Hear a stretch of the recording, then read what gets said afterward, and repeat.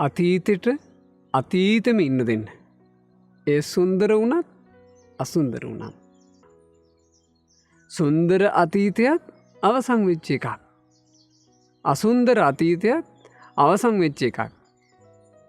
අතීතය කියන එකට ආය යන්න බෑ. අතීතයට හිතින් යනවා කියලා කියන්නේ ඒක කාලය අපතේ දා ගැනීමක් විතරමයි. අපිට කිසි අයුරකින් මේ වර්තමානයේ අතීතයේ කාලය අරගෙන ජීවත් වෙන්න බෑ. අපිට ජීවත් වෙනකොට ගත වෙන්නේ වර්තමානයේ දිවි ගෙවන්න තියෙන කාලයයි. ඇත්තෙම අපි ජීවිතේ ගොඩ නගන්න ඕන වර්තමානයේ තුල. අතීතයට අතීතෙම ඉන්න දෙන්න. අනාගතය කියන එක අපි පතන බලාපොරොත්තු වෙන ආකාරයෙන් මුණ ගැහිද කියලා කවුද දන්නේ? වර්තමානය සුන්දර කරගන්න. වර්තමානයේ අසුන්දර නම් අතීතේ කොච්චර සුන්දර වුණත් වැඩන්නේ. අතීතේ කොච්චර අසුන්දර වුණත් වර්තමානයේ ඔබ සුන්දර නම් අතීතේ අසුන්දරයි කියන එක ප්‍රශ්නයක් නෑ. ඒ නිසා අතීතෙට අතීතෙම ඉන්න දීලා මේ වර්තමානයේ මේ දැන් ඔබ සුන්දර කරගන්න.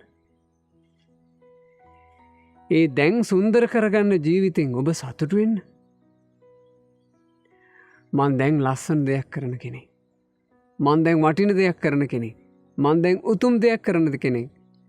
මං දැන් මගේ ජීවිතේ යම් ඵලදායී දෙයක් කරමින් ඉන්න කෙනෙක්. මේ වර්තමානයේ ගත කරන කාලය ඔබ වටිනා විදිහට ගත කළොත් යම් මේ දවසක ඔබට ඇත්තටම අතීතයේ පෙනෙද්දී ඔබට සතුටු වෙන්න පුළුවන්, ඔබට ප්‍රීති වෙන්න පුළුවන් සුන්දර අතීතය ඔබට පෙනේවි. ඒ අතීතේ පේනකොටත් වර්තමානයේ තුල ප්‍රීතියක්ම ඔබට තියෙවි. ඒ නිසා ඒක අද තේරුම් අරගන්න. මේ බණපදෙන් ඒක තේරුම් අරගන්න. අතීතය තුල ජීවත් වෙලා වර්තමාන කාලයේ අපතේ දාන එහෙම අවාසනාවන්ත මිනිසෙක් වෙන්න එපා. අතීතෙට අතීතෙම ඉන්න දෙන්න. එය සොඳුරු වුණත්, එය අසුන්දර වුණත්.